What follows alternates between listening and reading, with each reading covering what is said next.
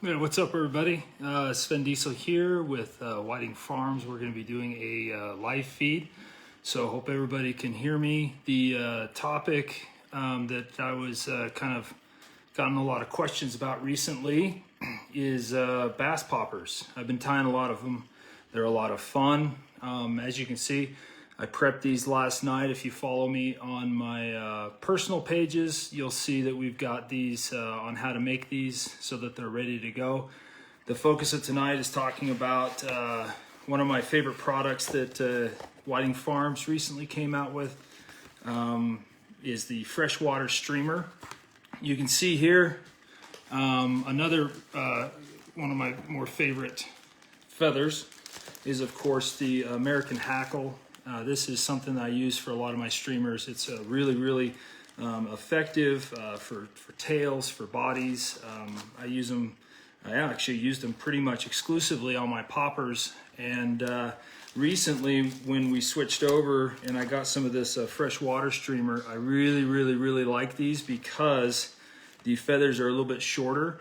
So here for bass, I'm not fishing the 4/0, 6/0 hooks like some people might be throughout the rest of the country. We're fishing more 2s and 2/0s. So what we have here that's been turning and curing is these are all tied on 2/0, and it's got plenty of hook gap, a really good hook for fishing for bass and top water action. And so what we're gonna do tonight is we're gonna go ahead and tie some up.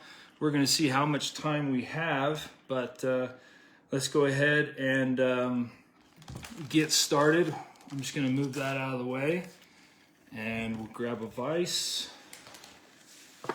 And so if you've never prepped a popper, we're not going to go into that. There's a couple different ways you can do that.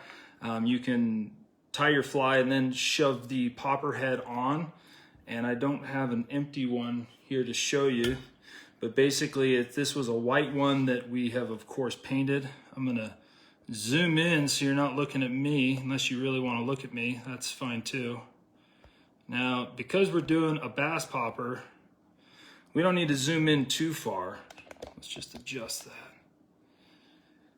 So in theory, the way that I like to think about these is we're basically tying up a feather minnow. You know, that's something from the early 1900s where they were using cork.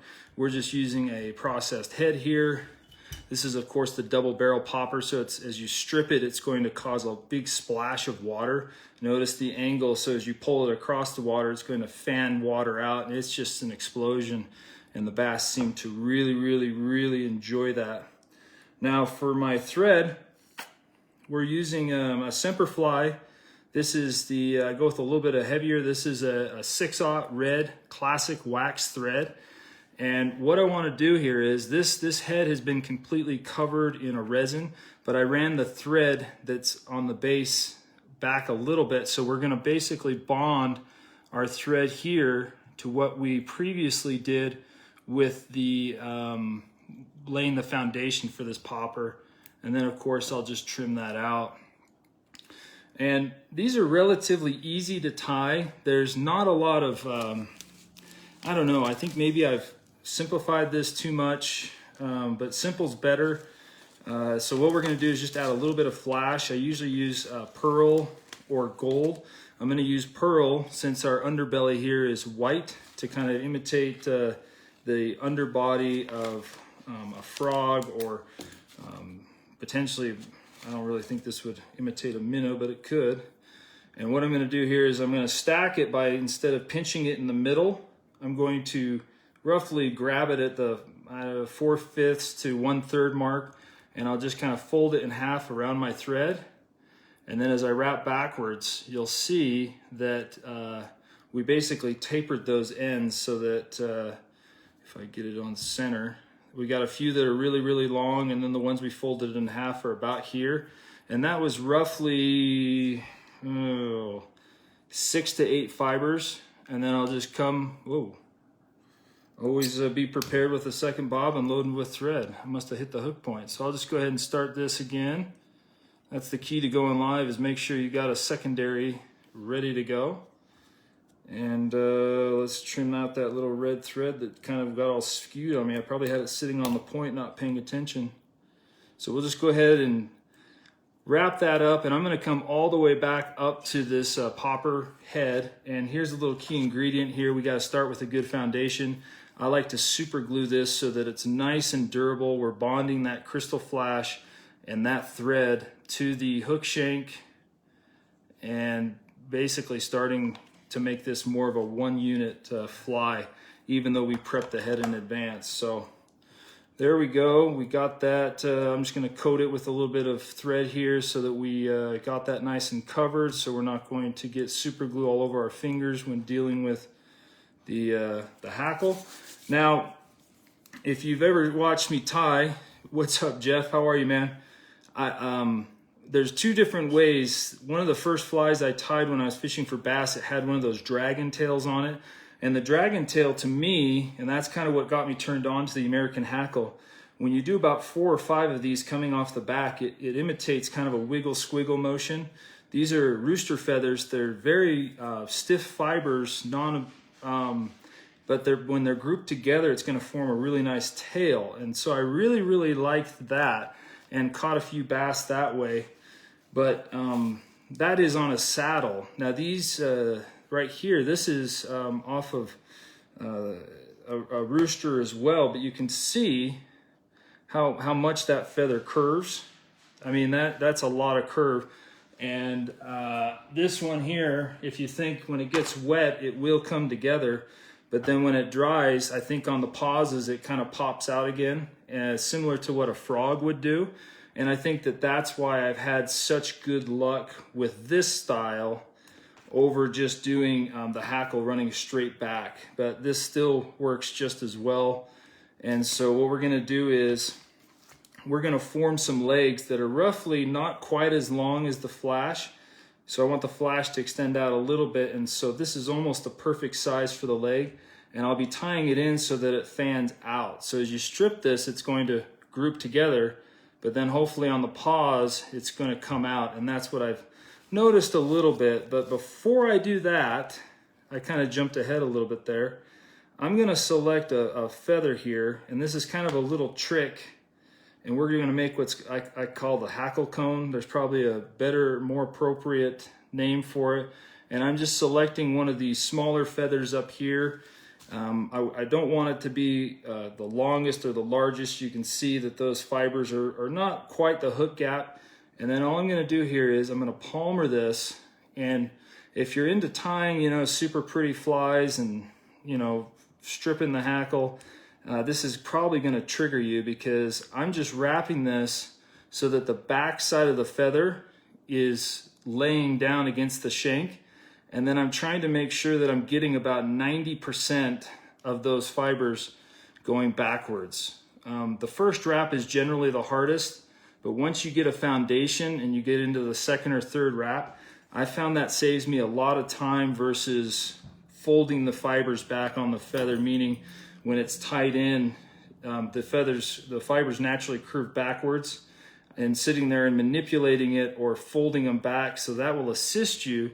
But all I do is make sure it's oriented this way and start wrapping on the back side, and then just stroke it with your fingers, and you're going to get 95% of them going backwards after you've done a few of those.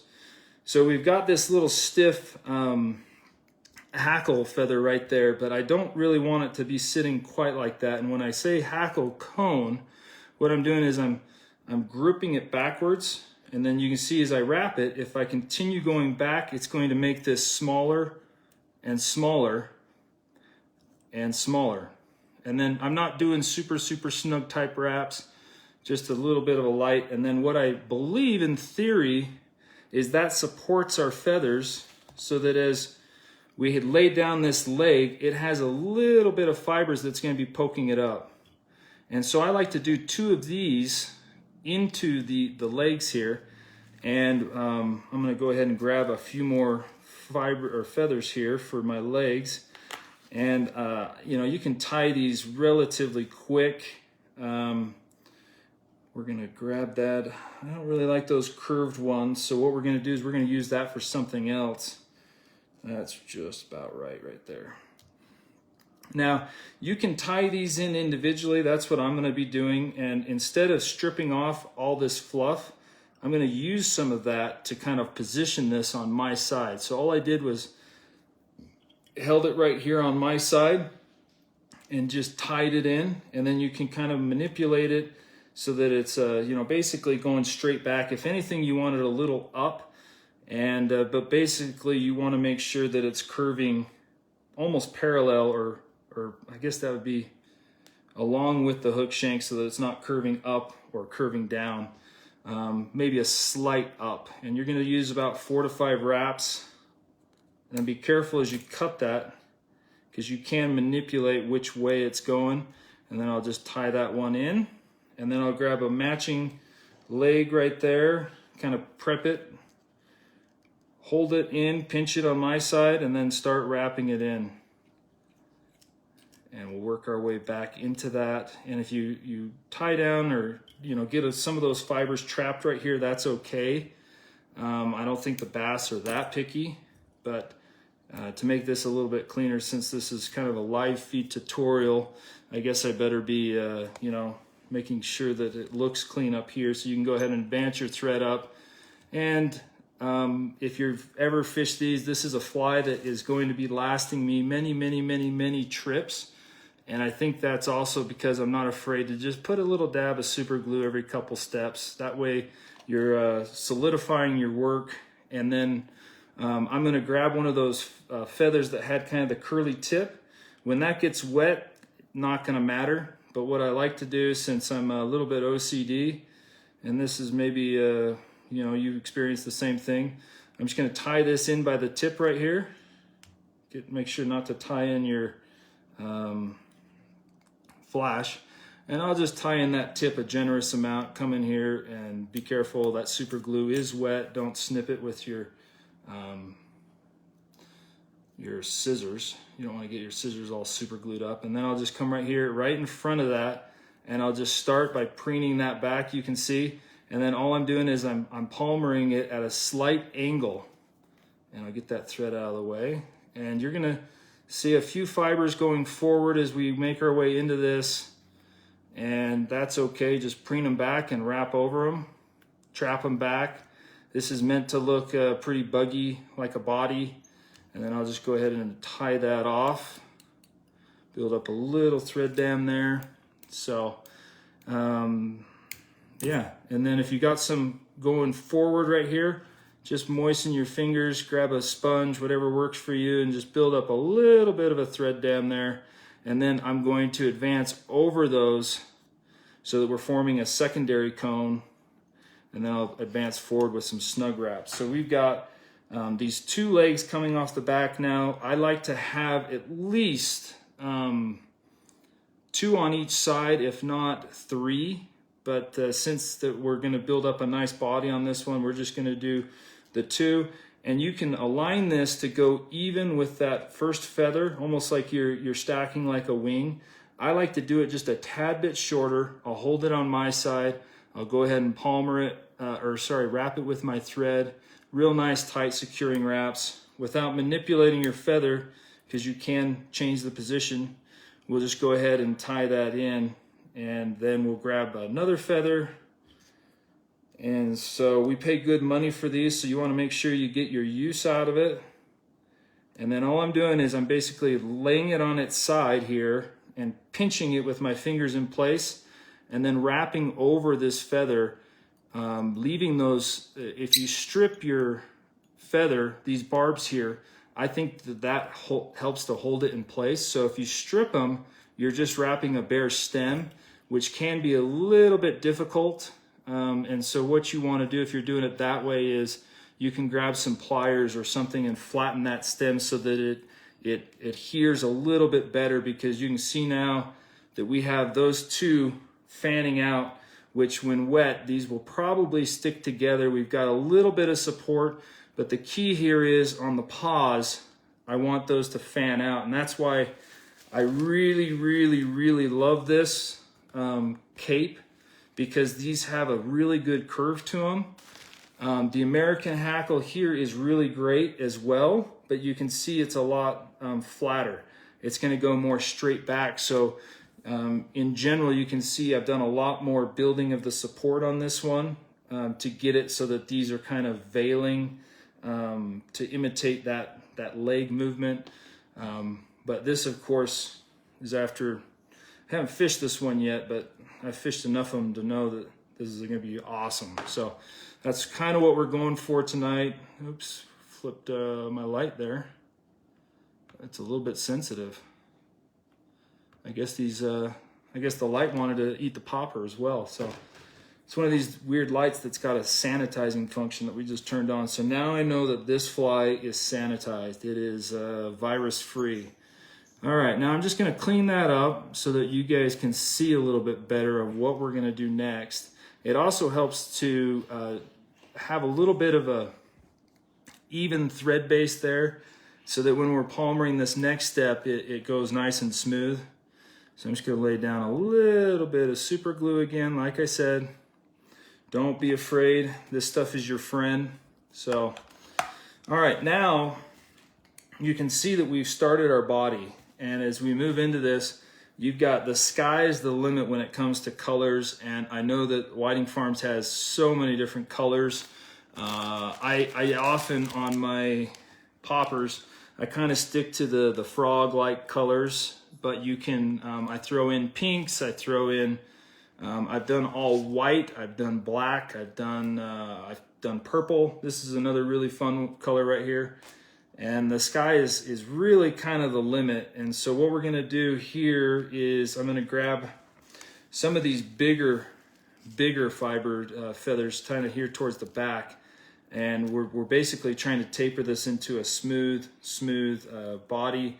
We already have the foundation. And so I'm gonna grab 2 of these off the back. I'm gonna check it for size.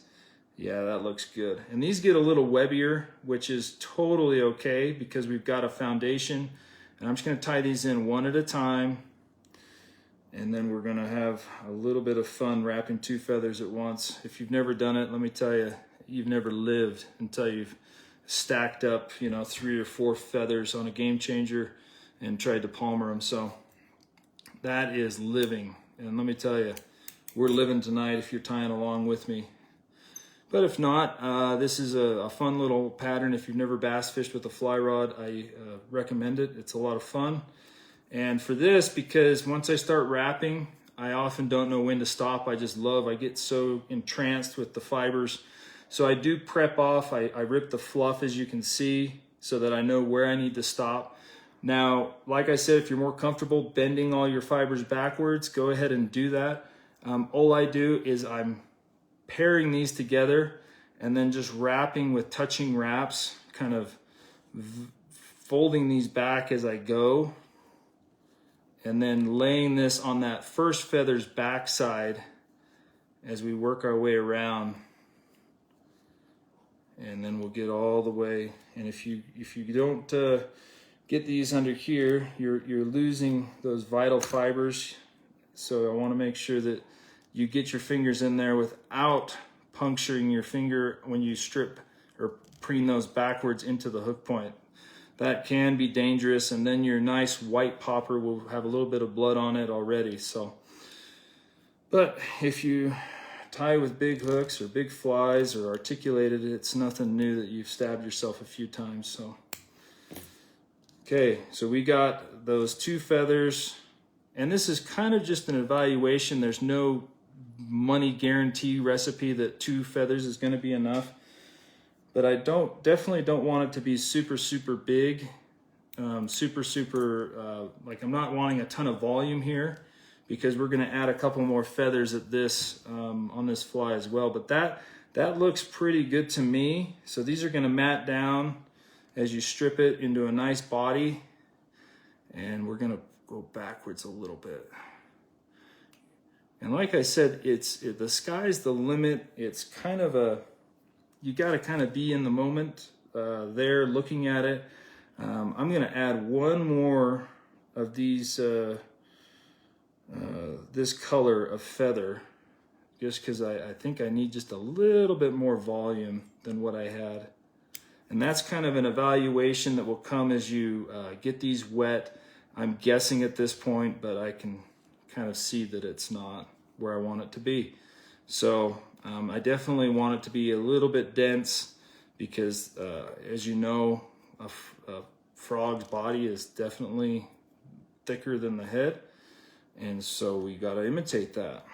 A fish's bass is going to know, but I think they're going to be so distracted by the splash that they're just going to spot check this real fast as they come up. So now for this, I want to make sure I leave a good, what's that, 1/8 of an inch? Yeah, I don't know. That's always a debate I've had, is whether or not a blood-stained fly is scented or not. So I've never, I don't know if that qualifies as a scented fly, but it could. Now we're going to get into one of my favorite materials that Whiting Farm has, and these are, I'm surprised they still have them in stock, guinea. So this is a medium skin right here. It comes in a whole bunch of different colors. Now, the reason why I love this is because last year my personal best largemouth was on a fly that I added guinea to. So now I've got all this confidence in guinea, and I think I've got a dozen of these ready to go already. So make sure that you're going to be trying the guinea and add it to your popper. It just, I think it adds a ton of dimension, a ton of color, the speckling, and if anything else, it makes it look amazing. So what I'm doing there is, sorry I forgot, I grabbed it right here in this area. It's sized to be about the same as the freshwater, if not a smidge bigger. And like I said, we saved a little bit of room so that we could use this to kind of build our bulk here, because these are super stiff fibers. And what I'll do is I'm not going to cut that tip out because I'm going to want it to be in there. And I think we're going to do 2 here. So that's a total of 4. Let's see, 1, 2, 3, 4, 5, 6, 7, 8, 9. We're at 9 feathers and then 2 guinea. Tackling hackle. That's an incredible cape. Yeah, and they're super incredible. And you know, not to steal business away from any fly shops, but you buy a small pack of guinea, you're paying like $6 for 5, 6 feathers. This whole thing here was, I think they've got them on sale right now for $37. Like, talk about, do you want to, I get a lot of comments here. Yeah, I mean, I'm 6'4". This is big. I have a picture of my kid holding that, and it's like his whole body. And that's the medium, not the large. So I guess I can plug, you know, Whiting Farm since this is their live. So, all right. Definitely prep your guinea. The downside to guinea feathers is you can see here on this is just one I have here, the stem, as you transition through a freshwater or an American hackle, your stem at the tip doesn't, it's kind of a gradual build up. With the guinea, it goes from super, super thin to this thick mess right here.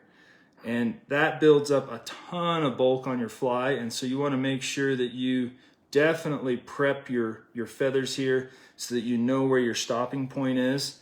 You definitely don't want to be tying off up here in this thick part. But we've got enough foam on this fly here that we should be, you know, good to go. Even if I, you know, tied in the whole cape, it would probably still, or the whole skin, it would probably still float. Now, we're going to get about 2 to 3 wraps here, and you want to be a little bit conscious of where your fibers are going. I had a little bit of a fluff there I wanted to get rid of. Okay, there we go. So we are just wrapping this on a forward wrap, and we're going to get a wrap, making sure that our thread is right there at the popper head, and then I'll come down right there, wrap up and over, wrap in front of it, wrap behind it one more time, and then another. And now we'll trim out that massive thick stem right there, since we had two. And then I'll just come over with my thread and get about 3 to 4 turns in there. Now, if you don't have a brush, just pick it out if you want. I'm just gonna brush this out, making sure it's how we like it. Oh yeah. All right, that looks solid. Now there is a reason to why I was using red thread in the beginning. It's one of those superstition things, and so I'm just gonna grab a Sharpie here. I'm gonna go ahead and coat my thread and let that dry while we're talking. This is a pretty basic little popper here. Nothing super out of the fancy ordinary. A lot of fun to tie, more fun to fish. So if you ever do have questions about these, I mean, this is pretty much, we're going back to basics of a feathered minnow. I mean, this is just adding an extra step here of the guinea, and also of the curving the feathers out. And I can't find my giant, oh, there it is. You want to make sure you got kind of a bigger whip finisher here so that you can get up and over that head, and then just kind of secure it in. I'm going to do a double here because this is what's going to hold everything together. And one more. Okay, and then we'll go ahead and trim this out. All right, how's that look? Great proportions. We got orange, we got the guinea, and then the last step here is I'm just gonna grab some of this Solarez bone dry to seep in there to my thread. I'm gonna cover it on the underbelly as well. Just hold your fibers back, but don't cure it while those fibers are back. And then we'll just pop it. You can see how that fluorescent yellow guinea is just amazing. Yep, so if you want to learn how to prep them like this, you can go ahead and do that. And Matthew's jumping the gun here. We're going to add some legs. You've got a couple different options on how to do that. So that's where I was going to ask. We got time to do one more of these where we could do a skirt and have a little bit of fun with that. Or we could tie up another fly. So there's two options you have to adding legs. You can do a skirt right there, or you can ruin your nice resin job. Get a needle, grab some pliers, and you're gonna need a lighter. And what you're gonna do is we're gonna poke a hole through this, and then we'll re-seal right where the eyes go in with some resin. But I don't generally puncture the resin as much. Usually when I add legs, it's not on one I've custom painted, but we definitely can do it. Just make sure that you fill that void, because the reason I coat this so well is so that you don't spend all this time painting it and then basically ruin it by having water get between the resin and the foam. So once that's nice and hot, we're gonna come on my side here, and I'm going to insert that. And it's gonna smoke and burn, don't inhale, and pop out the other side. Don't breathe that in. Whew. All right, now I'm thinking we're gonna go with a crazy hot leg. Actually, no, we're gonna do some root beer to tie it all in, tie it all together.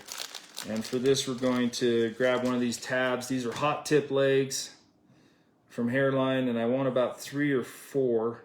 If you do 5, it won't ever catch a fish. I'm just telling you from personal experience, 5 legs is too much. And if you do 2 legs, it's like you're trying to cheap out, and the bass know that you're just cheaping out on you. You spend all this money on the hackle, and he's like, man, he's trying to save his legs. for more flies. I mean, really. All right, now make sure that this is cooled down before you, that's still hot. So grab your pliers and then we'll just pull that through. You can moisten it first, but since we're going to be resining this and finishing this up right now, I'm not going to resin it or moisten it because I want to finish this right now. So we got that needle. Make sure you don't put it on your feathers and cause a nice little fire. I'm going to line these up and basically trim them right there beneath the hot. Pretty good, pretty sexy. We got the legs on there. I think they're just a smidge long. Better to leave them a little longer than cut them too short, because you can always cut them shorter, but you can't ever make them longer. So yeah, I think I just killed some brain cells huffing that. So, and then I'll just come in here with that same red Raid Zap resin and just give a generous coat around those legs and then kind of fade it around so that they're a little bit grouped together. And then we'll just kind of spin that, brush it around.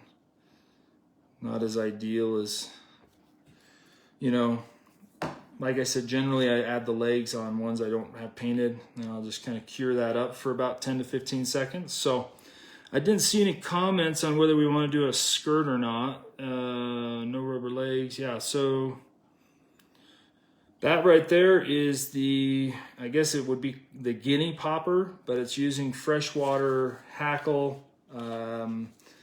It's the cape, we got the guinea fowl on there. It's on a popper head, so that right there is gonna be fished. Sadly, you know, it's gonna be fished by me, but I would fish this with floating line, tossing it at the banks, using a non-slip knot so that we're not, you know, tangling up, and basically strip, pause, let those fan out, and they could take on the strip, they could take on the pause. I've had both. So Rick's saying new fly. We got skirt one up, so that's a vote for the skirt. Does anybody better chime in if you're still on here, whether we want to do a different fly or tie up another one of these bass poppers. So I prepped enough to be here till 2 in the morning tying poppers. No, I'm just kidding. But you know what? We could tie. Yeah, you know what? Let's switch it up. Do you paint that head? Yes. Oh, yes on the skirt. So that's 2 for skirts. So that means we're going to do another bass popper. Hurry up and vote it in. Yes, I painted this head. These were white heads. And if you need to know how to paint these, I did post a YouTube video on how I did it. I did a live feed on how I do the whole process here. So you can go ahead and watch that. And okay, so we got multiple for skirts. Okay. All right, we're gonna do another bass bug. I was gonna do a micro game changer, but I'll do a bass bug. Now, the key is to make sure your wife's happy. So I always, when you get a whole bunch of feathers on here, I just do a quick vacuum so that I'm not going, you know, all over the place. Sweet as heck. Okay. All right, now let's see. Yeah, let's do a fun one. All right, this is one that I did not paint at all. It's black. I put yellow eyes in, and then I glittered the heck out of the bottom. Key. I've caught some of them really nice bass locally on a glittered belly. So, all right, I'm gonna grab some black thread here. This is a Semperfly. This is Nano Silk. And I'll just go ahead and get that started, starting right there over where I had my thread extend. That's kind of a key ingredient when you're doing these. So we'll smidge that out. And with black, I like to do copper. So we'll go ahead and zoom in. Hey, Kelly, are you in the kitchen? You want to do me a favor?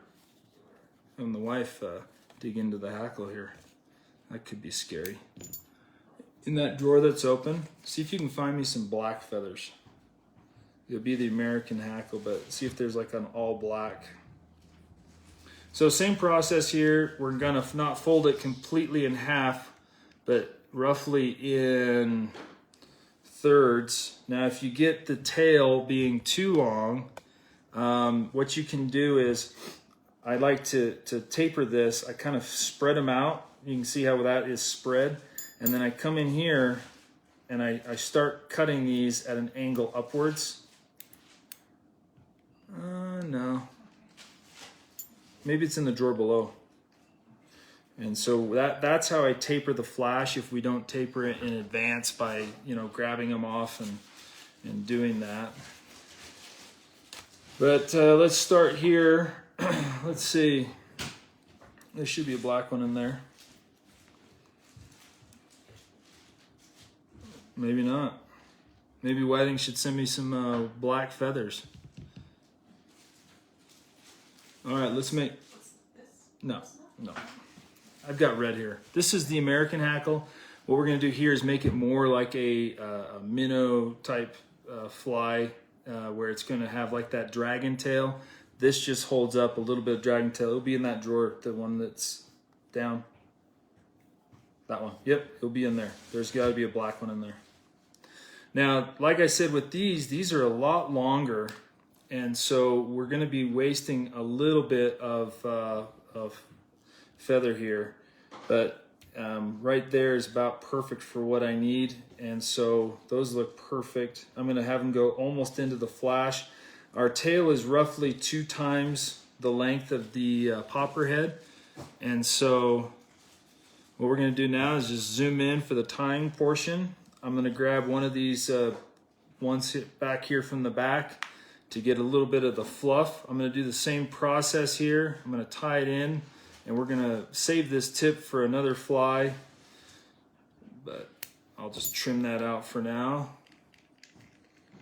And we'll come up a little bit, and what I'm going to do here is build up a little bit of volume. I mean, this is like 1980s. You got to make sure you got that mousse gel in before you crimp it. And I'm a big believer in using a natural material like this to build up your cone. I know there's other synthetic materials you could use to potentially add volume, but these chicken fibers or feathers are just bomb.com. So I'm going to take this little thing right here, save it for another fly. And then what we'll do is I'll just palmer this back. I'm kind of just preening these into a nice little cone. Yes, these are also rooster. This is the American hackle. And there we go. So you can see we're going to start with it being nice and small because I don't want I want them to group together more than feather out. And so I'm going to measure, pinch it on my side, come up and over with about 4 wraps there, and this is where we're going to use probably a little bit more, and don't discard this. This is what we're going to use for the next one. And this is a American rooster saddle, and it's dyed red. I believe it's the coloring would be grizzly red dyed. Save this. So that one is secure. We've got a little bit of volume there. We've got these 2 tailor legs at this point. I'm going to grab this feather here was slightly larger. You got to remember what length fibers you're working with here. And so what I'm going to do is tie this in, which would be probably the next length of fiber if we were trying to gradually build this up. And I'll come up over here and I'll wrap it. Building up, we're just trying to add volume for the body. We're not really trying to add those legs going out as we did before. So this is a little bit different of a presentation, but it just wiggled jammers across the surface, which I really like. Now you can discard this or save it as fluff. So, you could use it for dubbing or a few other things, okay? All right, there we go. So that is a good beginning. Now we're going to grab 2 more off of this, and I'm going to select them off this, and then I'll come over on the other side because we're going to use a total of 6 legs here. For these, I typically do 6 to 8. Just make sure you remember which side you're grabbing it from, because I like to use one from this side and one from the other, almost like we're marrying a wing. All right, so I just set them to each side, and I'm going to run this roughly the same length as my other ones, but I'm tying it in further up. And then just make sure that we're getting it to run straight back. If anything, have it come up a little bit, just to add a little bit of volume. And then go ahead and just trim this out, being careful not to trim your thread. And then I'll grab the other feather from the other side, measure where I need it, hold it in place, and now I'm doing this tie-in just a little bit different. Instead of tying it so I'm pinching it down like flat, I'm kind of, if this was the shank of the hook, before I was tying it on the sides, now I'm actually tying it slightly up on each angle of the hook shank. So you want to have them kind of fan upwards. We're not really wanting to interfere with the hook gap at all, but not that these would really do much to do that. But I like them to kind of fan up. As you can see, that's just nice and adding lots of volume. The feathers that we tied underneath are supporting that. And so then I'm going to grab one of my other discarded feathers here. I'm going to tie it in right here with about, I'm using nano silk because I can wrap a lot more wraps without building any bulk. So if you haven't checked out that thread, highly recommended. And then I'll just do about 5 to 6 wraps, just building up a little bit more volume. Come in here, do some in front and behind wraps. And then I'll just pull that back, get it so, wrap it in stages, if that makes sense, so that as you go backwards, every time you go backwards, it's going to close that a little bit more. And then just be mindful of how much area you have left here, because that's going to be a key ingredient for the finishing this fly.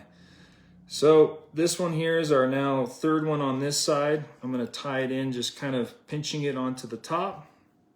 I'll come over here with my other feather and we will measure how long we want it, pinch it in so that it's on the top and slightly angling it up. It's a lot easier to do when I'm not trying to have you guys see what I'm doing. And then we'll tie that with a nice loose wrap, come over with about 3 or 4, and then you can adjust it to the angle you want. Oh yeah, that's looking really good. Lots of volume. Okay, trim this out, don't bend it too much. Oh yeah, this is sexy. This is sexy. See, and I wrapped too much on that one, it kind of closed it down. But we're going to be golden. All right, now look for, that one will work.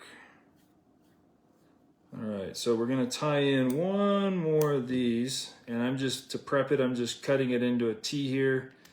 And to do the skirt, we're going to need roughly, shoot, I don't know how much room, a 1/16 of an inch to have it properly work how I want it to work.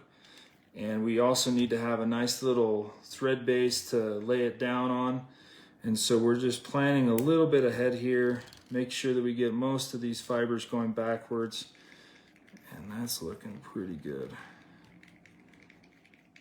So if you're using a different thread, this would be a little bit easier to do. Oh yeah, okay. All right, so you don't want to basically have it be the hook shank. You want to have it be bigger, because we're going to be, I believe that this is going to be saved onto the Whiting Farms Facebook Live. But we've got 6 feathers there. I used one to start the body, and then I've used the remnants of the other feathers. And like I said, that's about the main difference between using the fresh water. Is I don't ever really have a lot of waste. And so, but to do this skirt, we're going to definitely want I don't really like doing skirts with nano silk because when you're dealing with the tab legs, it could potentially cut them. You have to use a really heavy nano silk like a 3/0, and this is definitely not a 3/0. So I'm going to transfer back to my red thread, which will work out okay. And we'll just get this up and through. If you weren't following in the beginning, we had this break like on, I think it hit the hook point and was sitting there, and nobody told me, but we're not afraid to start some thread here. Now whenever I switch threads, and you know, maybe some might disagree with me on this, always add a little bit of super glue.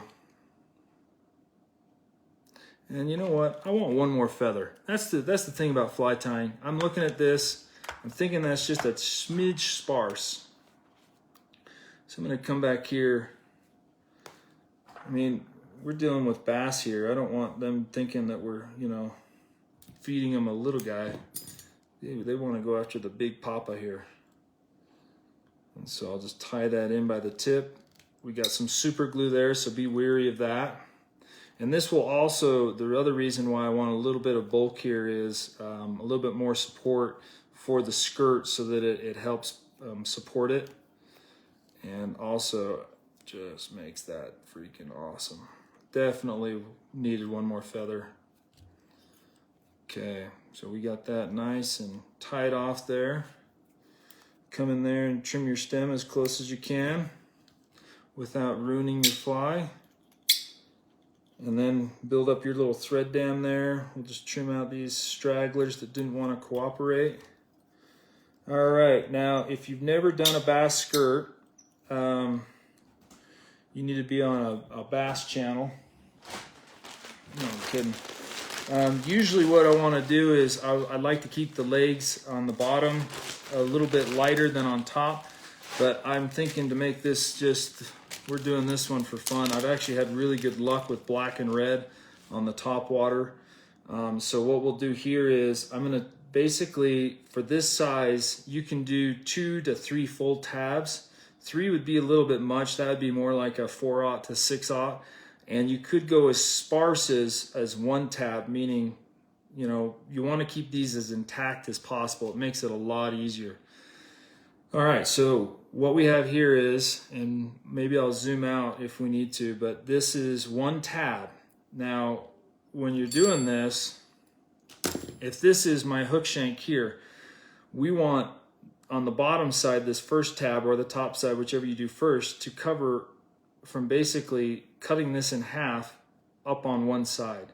And then the other tab will cover the bottom. So if you split it up, you just want to make sure that you spread these tab legs out evenly so that they pop more. And that will make a lot more sense here in a second. So what I'm going to do is I'm going to grab this tab leg, wrap it around my thread, make sure that my hot tip legs are lined up color-wise, and then you can see how that tab leg, I'm not clumping it together, they're kind of spread out. And then all I'm going to do is slide those into place and then come up and over. And this is not a super tight wrap. I'm going to get these out of my way. This is where your hair clips are going to come in handy. I'm going to hair clip that out of my way. And then I'm going to inspect after I do a second loose wrap to make sure that we don't have any grouped together and that I'm covering halfway here. So that looks pretty good. The only thing I don't like is I'm kind of back against that hackle, so I'm going to do that one more time. I want it to be right up against that body, because where you wrap your first wrap, that's where these legs are going to end up. And so I'm going to make sure that they're right there pushed up against the body, because we're going to whip finish over this. Okay, so then I'll just fold it. If you got a rotary vise, that definitely helps, one that can spin, and just kind of shimmy these legs around so that they're not stacked on top of each other. Notice how I did not do a super tight wrap yet. That's just a loose wrap. If you go too tight, you could potentially cut those. So now I've got 3 wraps. I'm going to do the same thing, by the time I come up and over, it will be the 4th wrap. And that's why you want to keep these legs intact. Those are just going to be a pain in the butt. So I'm just going to rip it out. So we're not a full 2-tab leg here. We're short 2 legs, and that's okay. And then same process, just kind of wiggle jammer it around your thread without cutting them. And then slide that into place. Come up and over with a secondary loose wrap. Inspect it to make sure that you don't have any legs folded over one another. Now, if anybody's wondering, why would you use a tab leg here on a bass bug? And to me, I'm not a super huge expert here, but you know, the bass fisherman, you can mimic a for example, a bluegill. Instead of spending all this time painting, shaping, doing all this stuff, you can run some blue barred legs over under the belly. You can run the green and barred legs over the top, and then add 2 tabs on each side with, or 2 to 3 legs on each side with some orange, and all of a sudden you've created a bluegill. And we'll show you here in a second why I like fishing these, and I've actually had some really good luck. But all I'm going to do is I'm going to pull my thread, my legs back and my legs forward, and then as I come up and over, I'm actually doing some tighter wraps now, and then I'm pulling down to really pinch those in. Now, if you didn't lay down those first 5 to 6 wraps, you actually could potentially at that point, when you're tugging them, cut your thread or cut the legs. And the other thing you got to be conscious of is you don't want this to bend in and then you tie over it and pinch those legs. You want to make sure that you're laying thread on thread on thread. And then as we veil that back, I'm going to kind of jump in between there, pull this back, and then you don't want to pull these too much, but with some nice tight wraps there, I'll just do that. I'm going to grab a black Sharpie to cover up my mess. You could leave it red if you'd like, but if you do this properly, you don't have to build up a thread dam. We're not doing bucktail here. We're doing a pop and skirt, and so I'll just do a 3-4 turn whip finish. Bring my thread, make sure it's nice and snug. Do it again so that we know that this thing is bomb proof. Okay, I'll come in there, I'll trim this out. Now this is where I don't really like to use the resin because I don't want to get it into these legs. So what I'll do here is I'm going to pull them as far as I can and just barely get that thread, let it seep in there. This is just to secure those 2 whip finishes, and we already did 2, but like I said, I want this to be lasting for quite a long time. When you spend this amount of time on a fly, what we're doing now, just tying the fly, is half of what the process is to make these a durable popper. All right, now what we're gonna do is kind of get our legs back sorted out, making sure we don't have any flash. And if it's easier for you, I'm just eyeball measuring. I want these hot tips. You can always go longer, but I want it to be half the length of the tail. And so I'm measuring, I'm gonna cut basically right here, and then a little trick here that makes this a lot easier is I rotate the fly in the vise.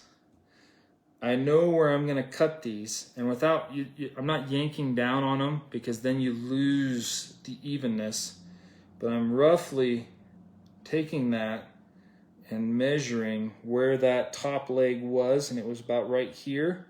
So I'm just going to take these like I'm trimming hair, come in here, measure, cut,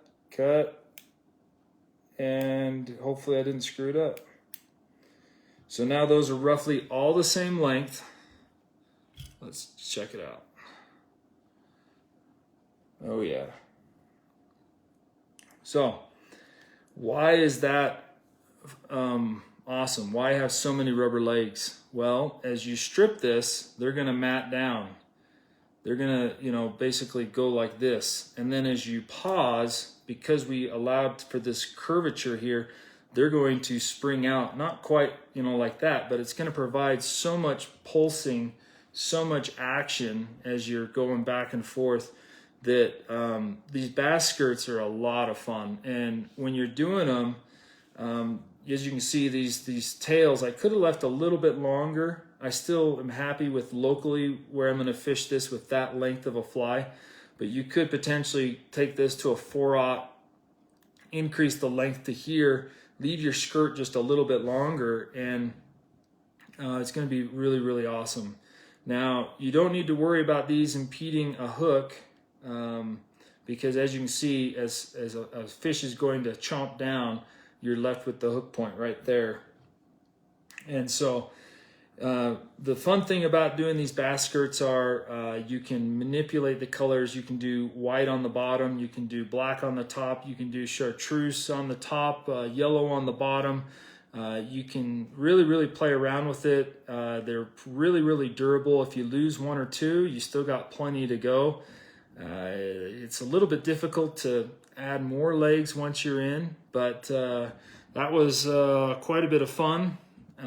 We're just playing around with some bass poppers. If you're just joining in, we're pretty much wrapping up. So if anybody has any questions about these, they're really fun to fish. I fish all these with a floating line. What you're gonna want, I've used a 5-weight before, but when you're throwing, especially something with a skirt, this adds a little bit of weight, but we're talking minimal extra weight than just an all feather little popper. I'm trying to see, I must have misplaced. We got flies everywhere now. Oh, I set it over here. So these are meant to last many fish. The way that I prep these heads, it makes it a little bit easier to finish, because if you just shove your plug on right now, you're gonna have to coat this, because my number one pet peeve is losing eyes. And so by coating it in advance, these eyes have 2 coatings. It's not gonna go anywhere. Also, when you do a nice fancy paint job like that, and you don't really want to ruin your paint job by having water get in between the layers, that's why it's sealed to the hook shank all the way around. And if you're trying to paint this, like on this guy, if I was trying to get in there and coat this whole fly, I'm going to end up with a ton of resin on these feathers, and that mats it down. We don't want that. So a lot of fun to fish. I typically use a 6-weight to an 8-weight with floating line, and my leader really depends on the wind, and but you don't need a super long leader. This is creating such a splash and such water movement that your leader isn't really gonna spook the fish. But definitely want to use a 0. I usually fish 0x. Sometimes I might, if I'm doing like a size medium, I'm going to be using like a 3x maybe. So if anybody has any questions, I'm not an expert on poppers. I sure have a lot of fun fishing them though. And really cool. Just you got all these amazing products that are available to us. This here, I think I own in every color they make, because I use it on so many different patterns and so many different, this, you can use it on a streamer. You can use it for, I've never done a parachute Adams with it, but who knows? An 8/0, maybe we could do that. I've done game changers out of this. I like using rooster. I also use the soft tackle just because you're not using as much. And of course, I think I mentioned this earlier, the guinea was my personal best largemouth bass on the fly popper, and I believe it was in fluorescent yellow with a pink. So if anybody needs a little bit of help or assistance there, that worked for me last year on my personal best actually ever. So I was really stoked on that. It was a lot of fun. So the American hackle for me locally, I'm not tying massive pike flies or musky flies, so I'm going to have a little bit more waste, whereas the freshwater, less waste, I use pretty much the whole feather, and that's pretty much the perfect length for me fishing 2/0 and 2s. So I'm getting a lot of thanks in there. Appreciate you guys being here. And you don't have to pre-make the heads. You can do it as you're going, but usually when I'm doing it as I'm going, I don't paint them as much, and that's where it's a lot easier to add the legs and do other things like that. And if you, I was reading in, I can't remember what book it was, it's about poppers. He said that, you know, as fly tyers, you think you have everything, but when you get into bass flies, it's almost like you have to reinvest and buy a bunch of new stuff, like, you know, tying wheels, bigger hooks. Many fly fishermen here are, you know, they're fishing 14s to 22s, and so if you don't have those 2s, 4/0s, then this might be a little bit of a, you know, a purchase for you. But these can be used for a lot of different things. I generally use a lot of guinea in some of my patterns, so I appreciate you guys being here. Thanks for Whiting Farms for letting me get on here and have fun tying some bass bugs and sharing a passion. I got a lot to learn when it comes to bass fishing, but it sure is fun. It's a great thing to do in the summer when the trout are super pressured and the water temperatures get up, because the bass, that's when they love to eat. So where can you get one of those cool shirts? This isn't Whiting Farms, this is just my shirt. Although their hats are probably one of my favorites. They're not just feathers. These hats, I think I wore the first one I ever got for about 2 years straight and fished in it all the time. It's a great hat. They have a lot on their website. Check them out. Appreciate you guys being on. As always, if you have any questions about hackle feather, reach out to Whiting Farms or myself or anybody else on the pro team. If you have a question about poppers, maybe ask someone that's got more experience than me. But if you want to have some fun and do it the way I do it, you're welcome to message me as well. So appreciate you guys. My time is up, so thanks for sticking around, and have a great night.